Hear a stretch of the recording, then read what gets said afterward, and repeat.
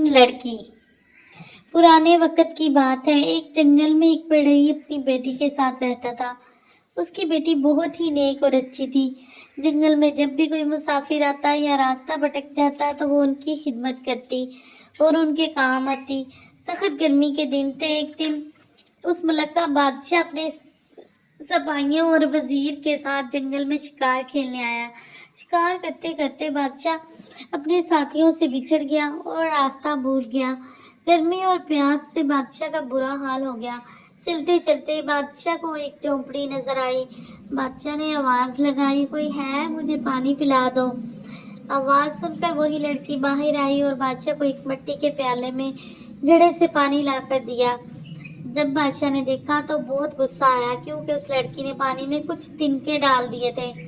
बादशाह ने आस्ता आस्ता तिनके हटाकर पानी पिया और अल्लाह का शुक्र अदा किया। इतने में बादशाह के सिपाही भी उसके साथ उसे तलाश करते हुए आ गए। बादशाह ने जाने से पहले ही उस लड़की से पूछा कि तुमने ऐसा क्यों किया।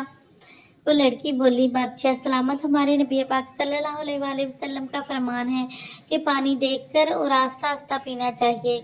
आप बहुत प्यासे थे, अगर मैं आपको ऐसे ही पानी दे देती तो आपको नुकसान हो सकता था, इसलिए मैंने पानी में तिनके डाल दिए।